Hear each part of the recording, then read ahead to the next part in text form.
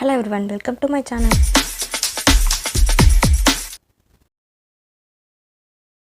இந்த வீடியோல வந்து என்ன பார்க்க போறோம்னா நம்ம வந்து வயர் பேக்குக்கு முறுக்கு கைப்பிடி வந்து எப்படி பின்னலாம்ங்கறத பத்தி தான் பார்க்க போறோம். யாராவது புதுசா வந்து பேக் பின்றீங்கன்னா நான் வந்து டிஸ்கிரிப்ஷன்ல லிங்க் கொடுக்கிறேன். மறக்காம செக் பண்ணி பாருங்க. அதே மாதிரி புதுசா யாராவது சேனல் பார்க்கறீங்கன்னா Subscribe பண்ணிட்டு வீடியோவை ஸ்கிப் பண்ணாம ஃபுல்லா பாருங்க. மேல இருந்து 4வது லைன்லயும் சைடுல இருந்து 6வது லைன்லயும் ஃபர்ஸ்ட் வந்து நான் வந்து 3 வயர் எடுத்து சொருவி இருக்கேன். அதுக்கு அப்புறமேட்டுக்கு ரன்னிங் வயர் வந்து நான் ஒரு வயர் எடுத்துர்க்கேன். அத வந்து நம்ம உள்ள விட்டுட்டு லைட்டா வந்து இந்த சைடு வந்து வயர் வெளியில தெரியுற மாதிரி விட்டுறணும். ரன்னிங் வயர் ஃபுல்லா வந்து இந்த பக்கம் ஃபுல்லா இருக்க மாதிரி இந்த சைடு கொஞ்சமா விட்டுட்டு வயரை ரெண்டா ஃபர்ஸ்ட் பிரிச்சு எடுத்துக்கலாம். இந்த ரன்னிங் வயர் வந்து தனியா நம்ம விட்டுறணும். அந்த சின்ன வயரை மட்டும் சேர்த்து பிடிச்சுக்கணும்.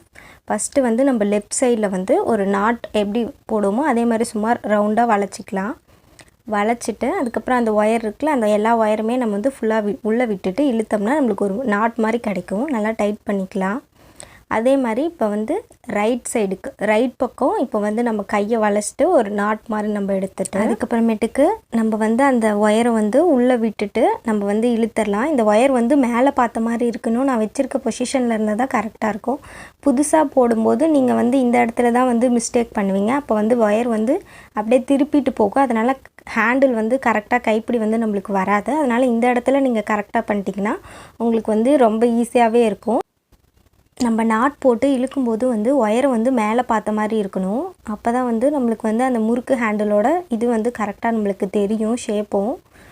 இப்போ வந்து மறுபடியும் நான் லெஃப்ட் சைடு வந்து மடிச்சிட்டு இப்போ அடியில் இருக்க ஒயரை வந்து மேலே ஃபுல்லாக அந்த ரவுண்ட்குள்ளே விட்டுட்டு இப்போ வந்து நாட் மாதிரி நல்லா டைட்டாக இழுத்துக்கலாம். நீங்கள் ரெண்டு பக்கமும் நல்லா டைட்டாக அழுத்தி போட்டிங்கனாலே உங்களுக்கு கரெக்டாக தெரியும். இப்போ ஃபஸ்ட்டு பார்க்கும்போது உங்களுக்கு ஹேண்டில் வந்து முறுக்கு ஹேண்டில் மாதிரி தெரியாது. கொஞ்சம் பின்னிட்டிங்கன்னா உங்களுக்கு தெரியும். இப்போ மறுபடியும் நான் வந்து ரைட் சைடு லைட்டாக ஒயரை வந்து மடிச்சிட்டு அதுக்கப்புறமேட்டுக்கு அடியில் இருக்க ஒயரை வந்து மேலே இழுத்துட்றேன். இழுத்துட்டு இந்த ஒயர் மேலே பார்த்த மாதிரி நல்லா டைட் பண்ணிக்கலாம். டைட் பண்ணிவிட்டு நீங்கள் சைடு 2 ஒயரையும் நீங்கள் வந்து நல்லா டைட்டாக அழுத்தி பிடிச்சி அட்ஜஸ்ட் பண்ணிங்கனாலே உங்களுக்கு வந்து நீங்கள் வந்து ஒயர் வந்து பின்ன உங்களுக்கு முறுக்கு ஹேண்டில் வந்து ஃபுல்லாகவே உங்களுக்கு தெரியும். பார்க்குறதுக்கு அழகாகவும் இருக்கும்.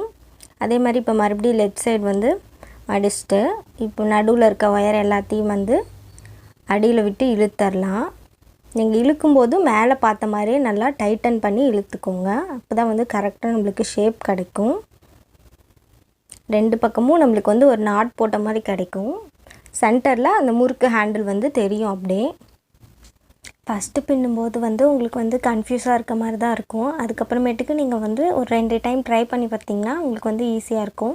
இதே மாதிரி தான் நம்ம வந்து இந்த ஸ்டெப்பை ஃபாலோ பண்ணி தான் நம்ம வந்து ஃபுல்லாகவே வந்து முறுக்கு ஹேண்டில் வந்து பின்னணும்.